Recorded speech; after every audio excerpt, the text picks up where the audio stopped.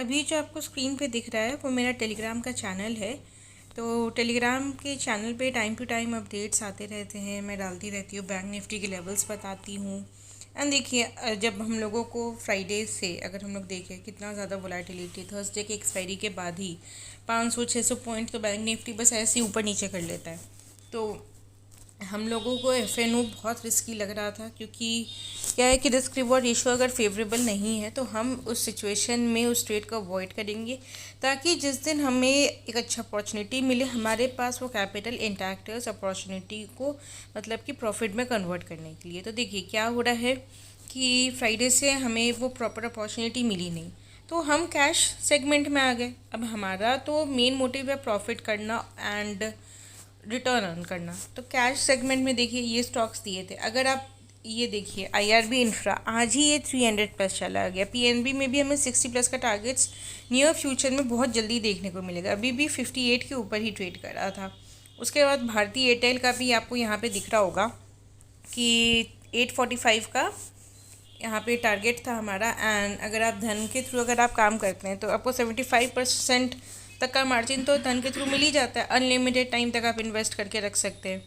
ऊपर से जैसे कि कुछ स्टॉक्स है तो डिविडेंड देते हैं, तो अगर आप एमटीएफ में उन स्टॉक्स को रखिएगा तो आपको डिविडेंड भी मिलेगा। अनलिमिटेड टाइम होल्डिंग है। अगर आपको एमटीएफ के बारे में थोड़ा सा भी डाउट है तो आप मेरे एमटीएफ के वीडियो को यूट्यूब पे देख सकते हैं। तो हम कैश सेगमेंट में काम कर रहे थे, ठीक है। बहुत ज़्यादा रिटर्न हमें कैश सेगमेंट में नहीं मिला, जितना हमें एफएनओ में मिलता है, जितना हमें बैंक निफ्टी में मिलता है उतना नहीं मिला।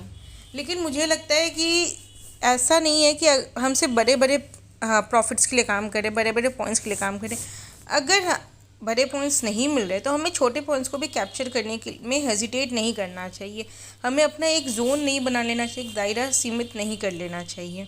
तो देखिए यहाँ पे अगर देखिए येस बैंक 21.25 प्लस आज ही चला गया। कल्याण जी ज्वेलर्स का अगर बात करें तो 110 के लेवल्स के आसपास मुझे लग रहा था कि कल्याण जी ज्वेलर्स को लेना भी ठीक रहेगा। एंड आज जो है ये मेरे ख्याल से फ्राइडे को ही रिकमेंड किया था। आपको यहाँ पे दिख रहा होगा कि ये जो है आज ही के दिन जो है ये चला गया आपका 119 के पार। तो ये छोटे छोटे पॉइंट्स को भी कैप्चर करने में क्या बुराई है, ठीक है।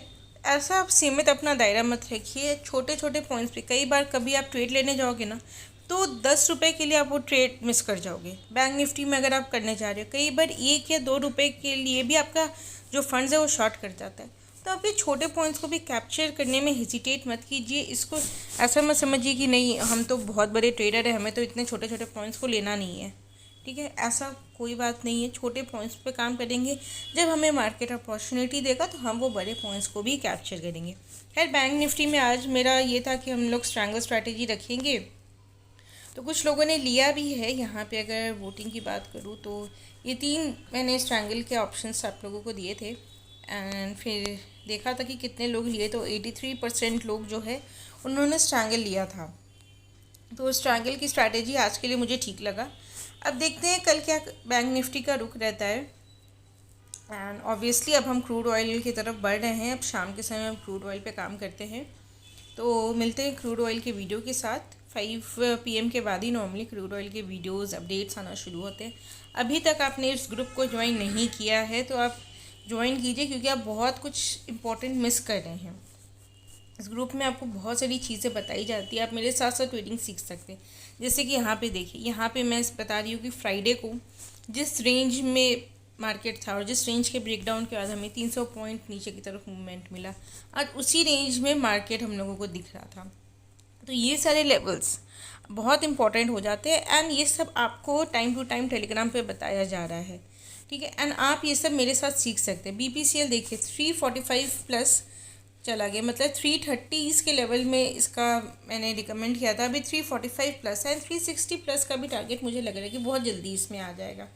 तो ये सारी चीज़ें आप मेरे साथ सीख सकते हैं। इसका रीज़न भी था क्योंकि क्रूड ऑयल के प्राइसेस कम हो रहे थे, चार्ट स्ट्रक्चर देखा, तो बहुत सारी रीजंस है। तो आप मेरे साथ ट्रेडिंग सीख भी सकते हैं एंड कुछ अच्छे अपॉर्चुनिटीज़ को कैप्चर कर सकते हैं। और जब हमें एफएनओ में ऑप्शन मिलता है तो हम एफएनओ में भी जाते हैं। देखिए कुछ लोग जैसे कि मेरे को व्हाट्सएप कर रहे थे कि बैंक निफ्टी में पुट ले रखा है। अब बहुत लोगों को लगा कि अब इतना हाई चला गया बैंक निफ्टी तो अब गिरना ही गिरना है, तो ब्लाइंड ट्रेड ले लिए।